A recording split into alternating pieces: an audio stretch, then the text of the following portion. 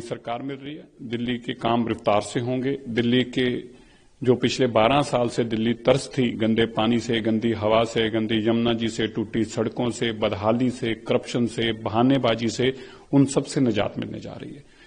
और हमें इस बात की भी खुशी है कि हम अगली अपनी आने वाली जनरेशन के लिए एक अच्छी दिल्ली दे पाएंगे।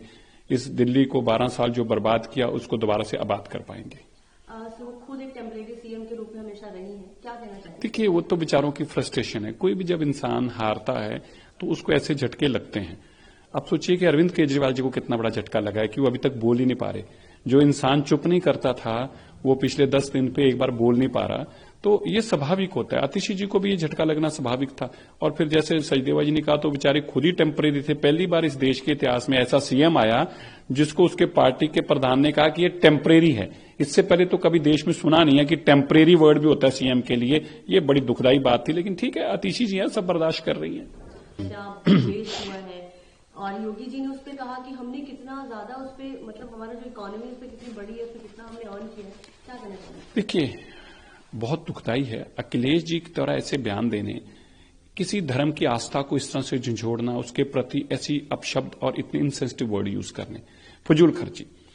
देखिए, अगर मैं कहना नहीं चाहता लेकिन फिर कहे बिना रहा नहीं जाता। अगर अखिलेश यादव जी अपने सरकारी निवास के ऊपर कोई धर्म का प्रोग्राम करते हैं और खास तौर पर एक विशेष समुदाय के दिन मनाते हैं, तो फिर वो तो, और वहां पर मीट मुर्गे बनाए जाते हैं, वो तो अच्छी बात है। और अगर एक धर्म की आस्था के लिए 144 साल बाद आए कुंभ को मनाया जाता है तो वो फजूल खर्ची इनको लगता है, क्योंकि इनको तो केवल और केवल एक ही धर्म दिखता है, उसके अलावा इनको कुछ दिखता नहीं है। सर, कल सीसी थी, तो क्या करें? अब नहीं बनता तो शोर मचाते हैं, बनाया क्यों नहीं? बनाते हैं तो रातों रात क्यों बनाया? तो और कैसे करते? तो क्या होता है, मैं तो समझना चाहता हूं उनसे, रातों रात क्या होता है? मतलब एक इलेक्शन कमिश्नर हैं, उनको प्रमोट होकर उन्होंने सीएससी बनना है तो उनको प्रमोट करना है, और इसको कह दिया रातों रात क्यों बनाया?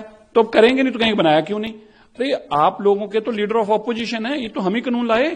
तुम्हारे तो खाली प्राइम मिनिस्टर खुद फाइल साइन करके सोनिया घर जाती थी, सोनिया नाम लिख देती थी और बाद में फाइल चले आती थी और वो बन जाता था। और ज्यादा से ज्यादा क्या होता था, 2-3 पेंटिंगें जो खरीदता था वो बन जाता था।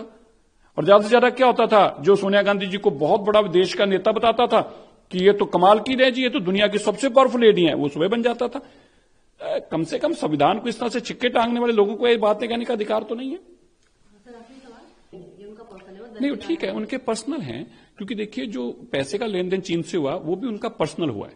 सैम पित्रोदा जी के जो लीडर हैं राहुल गांधी जी, वो पैसे भी जो लिए गए थे वो राजीव गांधी ट्रस्ट में लिए गए थे, वो कोई पार्टी ने तो लिए नहीं थे। तो सैम पित्रोदा जी तो वही बोलेंगे जो राहुल गांधी जी का व्यू होगा, जो सोनिया गांधी जी का व्यू होगा। और उनका व्यू तो यही है कि भाई चीन तो हमें पैसे देता है, उनको परिवार के लिए पैसे देता है, तो उनका दुश्मन कैसे हो सकता है? तो सैम पित्रोदा भी वही बोलेंगे। तो मैं सहमत हूं दोनों से ही, उन्होंने भी अपनी बात ठीक कही है और इन्होंने भी अपनी बात ठीक कही है।